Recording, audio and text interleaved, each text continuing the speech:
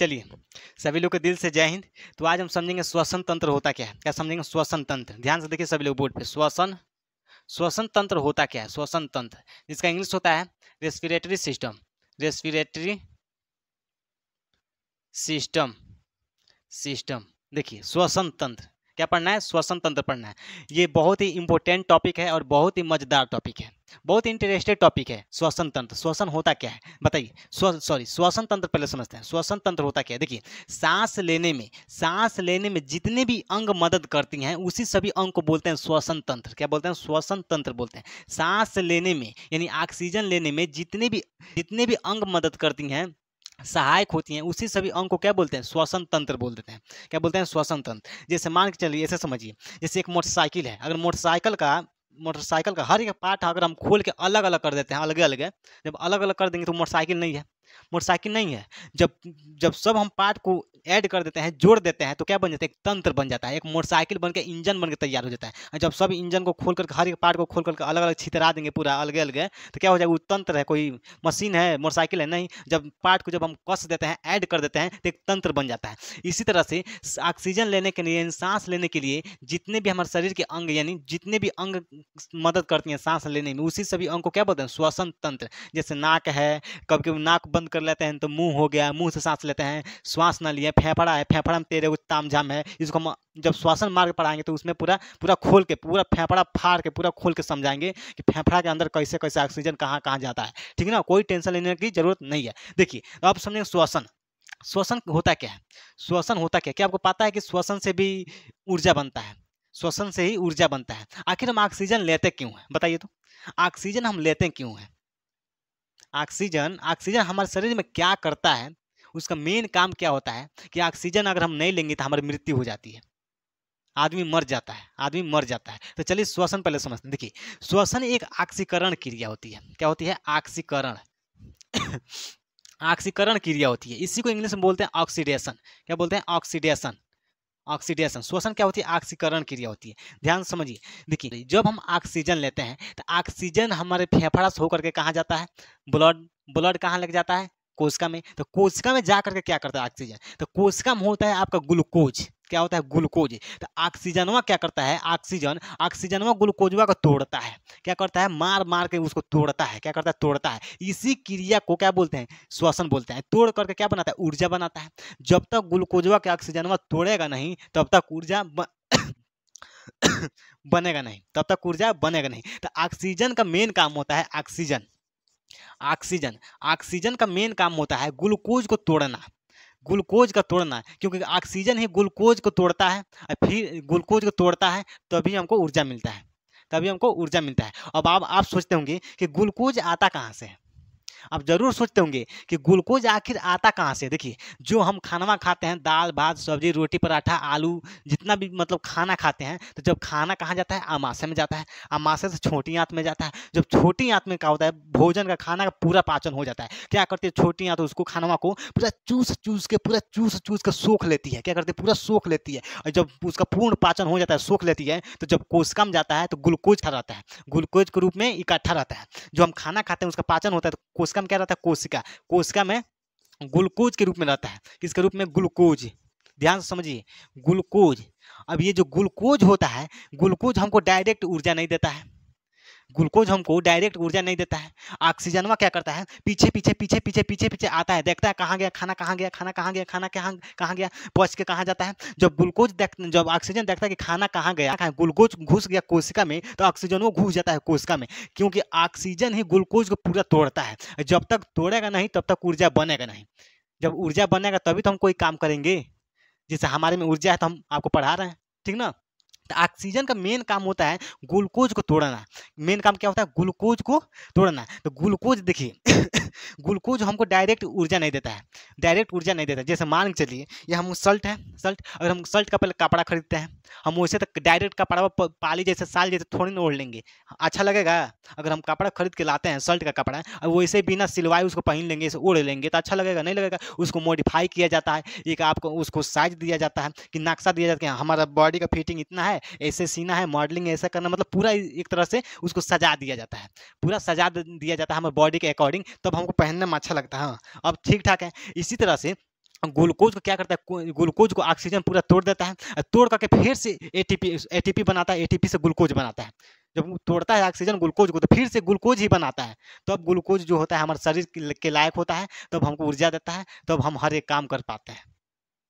अब ये देखिए ऑक्सीजन ग्लूकोज ग्लूकोज को तोड़ता है, तोड़ के फिर से ग्लूकोज ही बनाता है। जैसे हम कपड़ा खरीदते हैं तो दर्जी क्या करता है, उसको काटता है, कपड़ों को काटता है, फिर से कपड़ों का सी करके एक अच्छा मॉडिफाई करके एक अच्छा कपड़ा पहनने लायक बनाता है। तो इसी तरह से जब ऑक्सीजन ग्लूकोज ग्लूकोज को तोड़ता है तो ये ऊर्जा लायक बनाता है। किसके लायक बनाता है, ऊर्जा लायक बनाता है। यहाँ तक किसी को दिक्कत है, यहाँ तक किसी को दिक्कत है तो ऑक्सीजन लेना और CO2 को छोड़ना यानी कार्बन डाइऑक्साइड छोड़ना, इसी क्रिया को बोलते हैं श्वसन क्रिया। क्या बोलते हैं, श्वसन क्रिया। क्या बोलते हैं, श्वसन क्रिया। अभी ध्यान से समझिए, देखिए ध्यान से समझिए कोई दिक्कत नहीं होगा। आप काहे टेंशन ले रहे हैं, टेंशन लेने से काम थोड़ी ना चलेगा।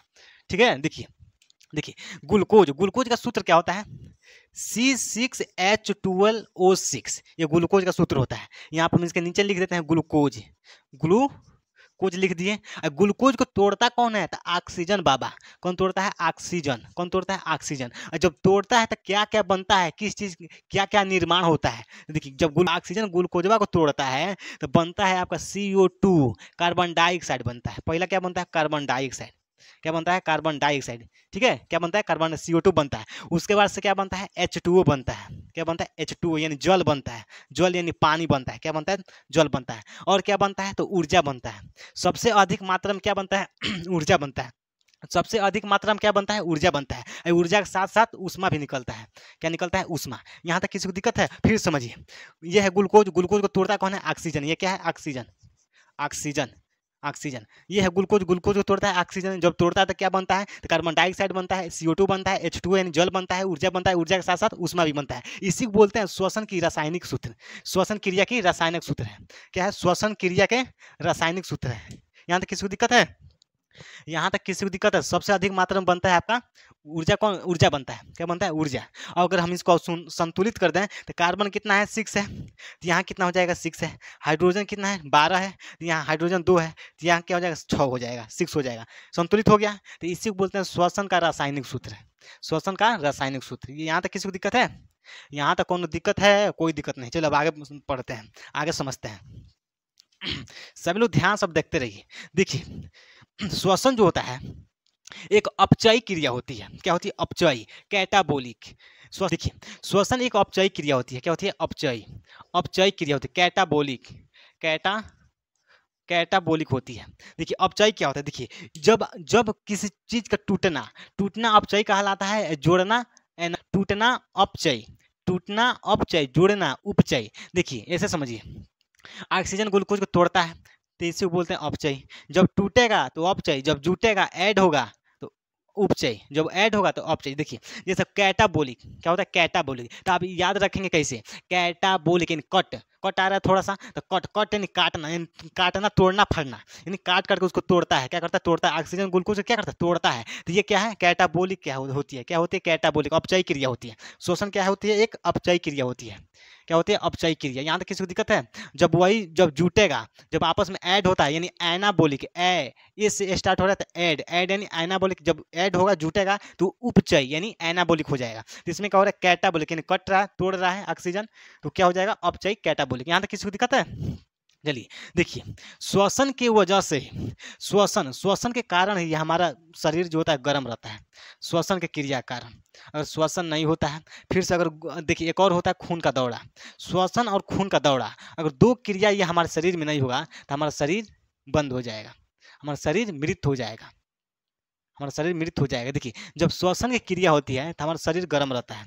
क्या रहता है, गर्म रहता है। और जब ब्लड का सर्कुलेशन होता है, खून का दौड़ा हो हमेशा कंटिन्यू धक्का धक एकदम होता रहता है। 180 की स्पीड से मारता है, हार्ट एक में मारेगा, फचाक दे, ब्लड जाएगा एकदम हचाक दे 180 की स्पीड से। जब हार्ट पंप करता है हचाक दे, ब्लड जाता है फचाक दे 180 की स्पीड से, 180 की स्पीड से जाता है, पूरा हमारे शरीर में पूरा कोना कोनी में पूरा घुस जाता है, पूरा कोना कोनी में चला जाता है, और फिर से टकरा करके वापस आता है। और जब वापस आता बढ़ता है तो स्पीड कम हो जाता है। कितना हो जाता है? 80 हो जाता है।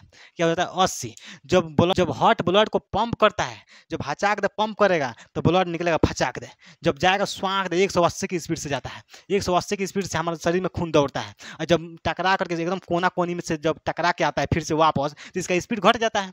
स्पीड घट जाता है, 80 हो जाता है। कितना हो जाता है? 80। तो पंप कितने की स्पीड से करता है? 180। कितने की स्पीड से? 180। वापस टकरा के कितने की स्पीड से आता है? 80। केवल 80। तो इसी को बोलते हैं बीपी। क्या बोलते हैं? बीपी। ये नॉर्मल बीपी होता है।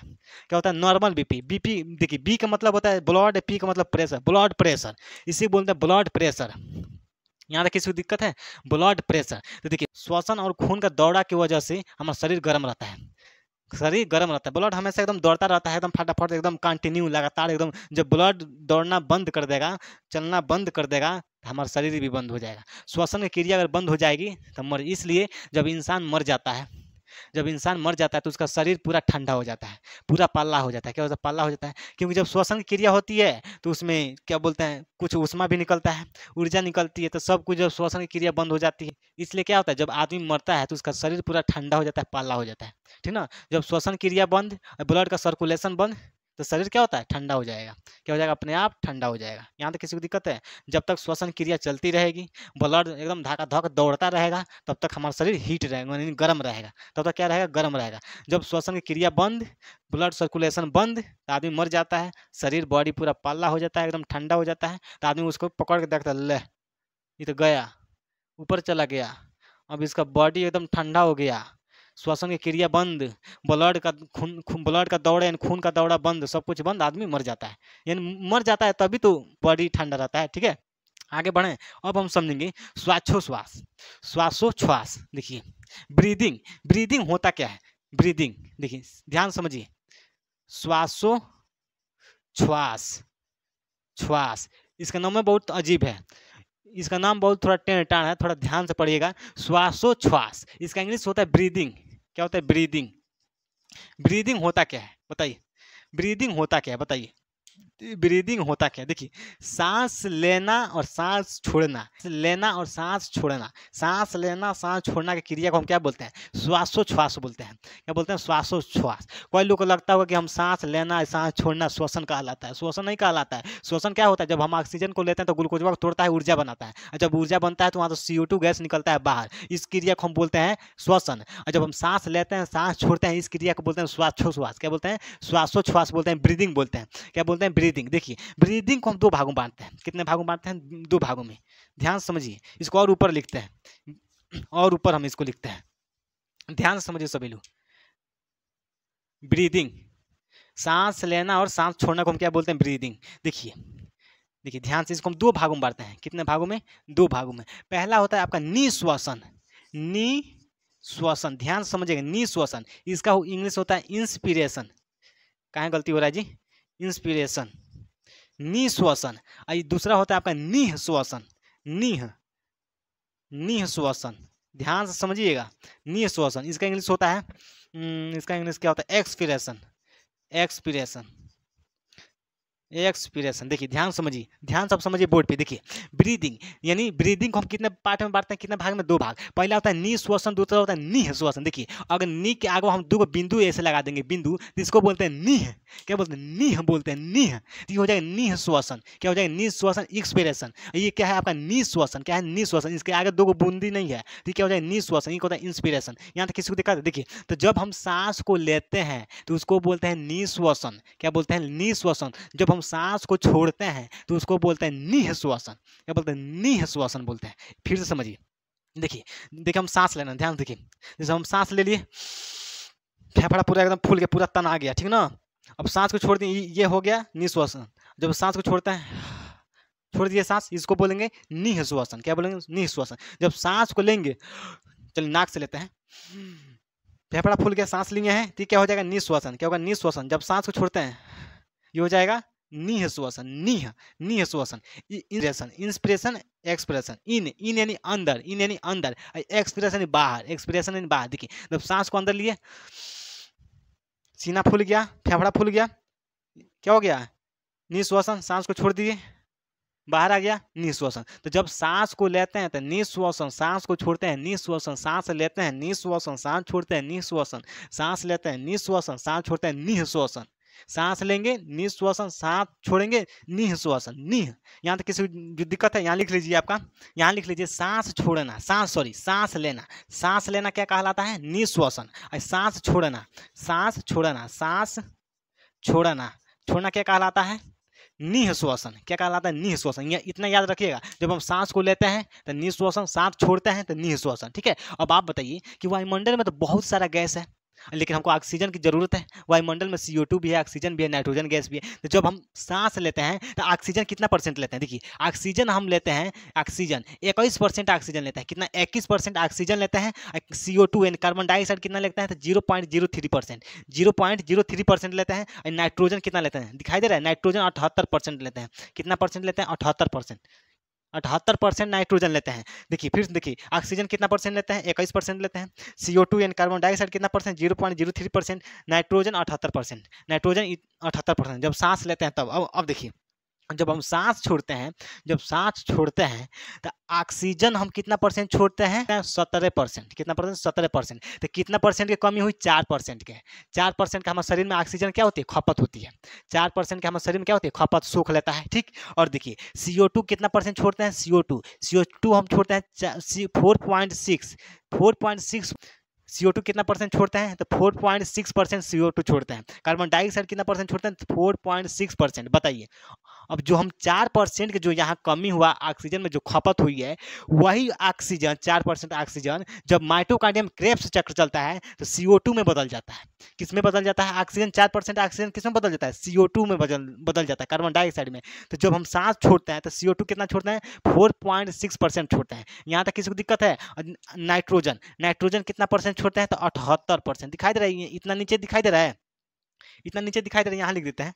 नाइट्रोजन कितना परसेंट छोड़ते हैं? 78%। यानी नाइट्रोजन का कोई काम नहीं होता है हमारे शरीर में, नाइट्रोजन का कोई काम नहीं होता है। देखिए लिए थे 78%, छोड़ दिया 78%। नाइट्रोजन लिए थे 78%, छोड़ दिया 78%। इसका कोई फायदा नहीं है, इसका कोई फायदा नहीं है। यहाँ तक किसी को दिक्कत है? यहाँ तक किसी को दिक्कत है तो बताइए, यहाँ तक किसी को दिक्कत है?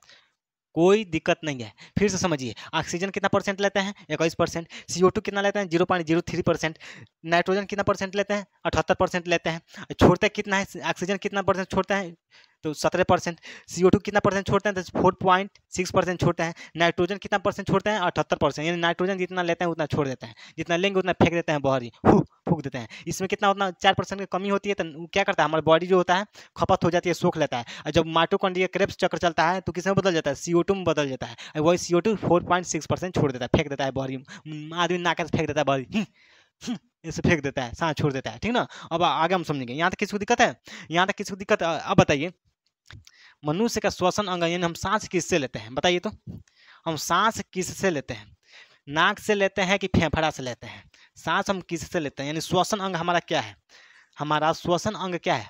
श्वसन अंग, प्रमुख श्वसन अंग, श्वसन अंग बताइए हमारा श्वसन अंग क्या है? यानी सांस हम किस अंग से लेते हैं?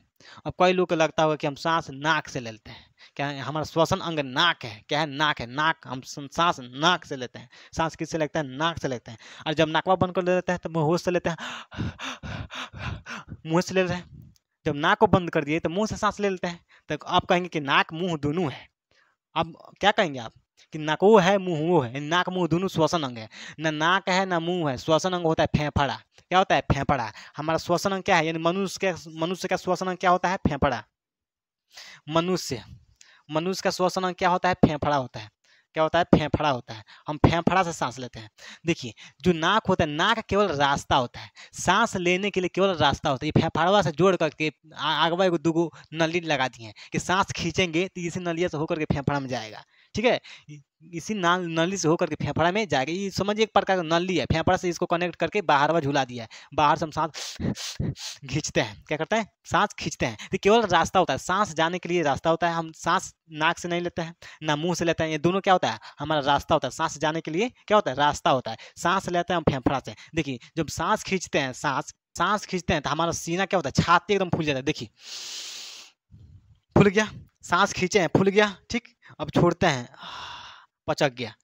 तो सांस को खींचता कौन है? फेफड़ा। खींचता कौन है? ये तो नाक केवल रास्ता होता है, सांस लेने के लिए केवल रास्ता होता है। मुंह क्या है? रास्ता है। अगर नाक को बंद कर देंगे, कभी कभी सर्दी जुकाम होता है तो आदमी को नक में जम आ जाता है, ऐसे करता है, ऐसे करता है, तो मुंह बाग सांस लेता है रात को, हाँ, तो मच्छर घुस जाता है मुंह में, मतलब पानी पी के कूला करता है, ठीक ना। तो श्वसन अंग क्या है मेरा? फेफड़ा। हम सांस किससे लेते हैं? फेफड़ा से लेते हैं। सांस किससे लेते हैं? फेफड़ा से। हम नाक से सांस नहीं लेते हैं, ये केवल रास्ता होता है, सांस जाने के लिए क्या होता है? रास्ता होता है। यहाँ तक किसी को दिक्कत है? कोई दिक्कत नहीं। देखिए, कोई दिक्कत नहीं। देखिए, फेफड़ा यानी जितने भी स्तनधारी जीव होते हैं, स्तनधारी जीव, स्तनधारी जीव का मतलब होता है जो अपने बच्चों को दूध पिला सके। जो अपने बच्चे को दूध पिलाते हैं उसी जीव को बोलते हैं स्तनधारी जीव। क्या बोलते हैं? स्तनधारी जीव। जो अपने बच्चों को दूध पिलाते हैं उसी जीव को क्या बोलते हैं? स्तनधारी जीव। तो हम लोग क्या है? स्तनधारी जीव है। हम क्या है? स्तनधारी हैं। लेकिन हमारे पास भी स्तन है, हमारे पास भी स्तन है, लेकिन हमारे पास स्तन ग्रंथि नहीं है। क्या? ग्रंथि नहीं है, ठीक है। देखिए, मेल में क्या होता है? मेल में क्या होता है? स्तन तो होता है, स्तन होता है, लेकिन ग्रंथि नहीं होता है। स्तन ग्रंथि नहीं होता है। क्या होता है? स्तन होता है, लेकिन स्तन ग्रंथि, ग्लैंड, स्तन ग्रंथि नहीं होता है। स्तन ग्रंथि नहीं होता है। यही फीमेल में क्या होता है? फीमेल में क्या होता है? स्तन ग्रंथि होता है। स्तन ग्रंथि होता है। इसलिए माँ अपने बच्चों को क्या करती है? दूध पिलाती है। इसलिए माँ अपने बच्चों को दूध पिलाती है। तो हम लोग भी क्या है? स्तनधारी जीव है। जो अपने बच्चों को दूध पिलाता है उसी जीव को बोलते हैं स्तनधारी जीव। हम लोग भी स्तनधारी जीव हैं। हम लड़का भी स्तनधारी है, लेकिन उसमें स्तन ग्रंथि नहीं पाया जाता है, और स्तन ग्रंथि नहीं होता है, ठीक है। यहाँ तक किसी को दिक्कत है? यहाँ तक किसी को दिक्कत है? बताइए। चलिए, तो हम लोग सांस किससे लेते हैं? फेफड़ा से लेते हैं। किससे लेते हैं? फेफड़ा से। अब आप बताइए, गाय किससे सांस लेती है? फेफड़ा। भैंस फेफड़ा, कुत्ता फेफड़ा, बिल्ली फेफड़ा, ये सब क्या है? जितने भी पशु हैं, वो किससे सांस लेते हैं? तो फेफड़ा से सांस लेते हैं। किससे सांस लेते हैं? तो फेफड़ा से सांस लेते हैं। यहाँ तक किसी को दिक्कत है? अब आप बताइए एक कोशिकीय जीव किससे सांस लेते हैं? एक कोशिकीय जीव कैसे सांस लेते हैं? एक कोशिकीय जीव किससे सांस लेते हैं? तो सांस लेते हैं, कोशिकीय जीव सांस लेते हैं विसरण विधि द्वारा। किसके द्वारा? विसरण विधि द्वारा। किसके द्वारा? विसरण विधि द्वारा। एक तरह समझे कि ये अपने शरीर के सतह से सांस लेते हैं। यहाँ तक किसी को दिक्कत है? देखिए, अब बताइए, मेढक यानी बेंगा, जिसको गांव में लोग बेंगा बोलते हैं, मेढक किससे सांस लेता है? इससे बहुत खतरा होता है। मेढक किससे सांस लेता है? बेंगा, जिसको गांव में लोग बेंगा बोलते हैं, बेंगा। देखिए, जब मेढक बच्चा रहता है, जिसको लोग बेंगा मछली बोलते हैं, जब बच्चा रहता है तो मछली जैसे रहता है। जो बेंगा होता है, मेढक होता है, जब बच्चा रहता है तो एकदम मछली जैसे रहता है। उसका भी पूंछ होता है, पीछवा उसका भी पूंछ होता है, लगता है कि मछली है। तो उसको बोलते हैं टैडपोल।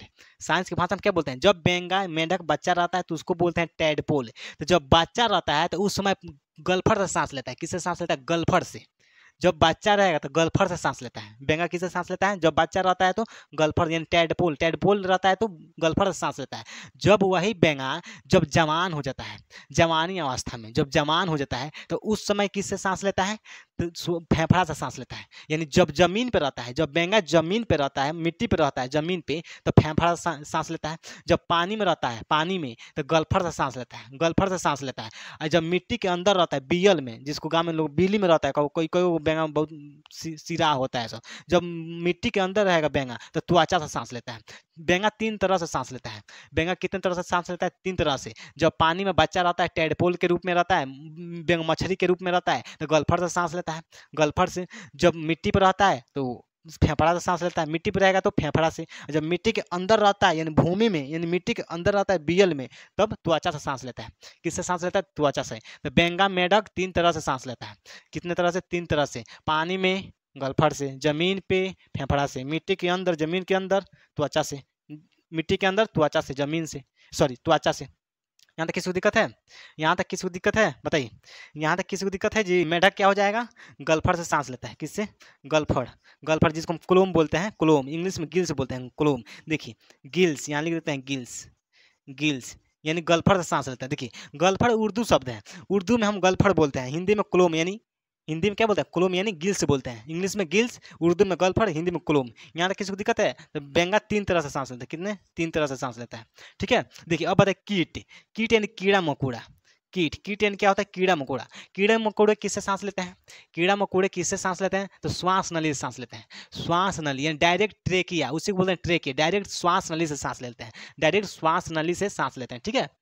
तो कीट क्या होता है? कीड़े मकोड़े क्या होता है? श्वास नली से सांस लेते हैं। किससे सांस लेते हैं? श्वास नली। किससे सांस लेते हैं? श्वास नली से सांस लेते हैं। यहाँ तक किसी को दिक्कत है?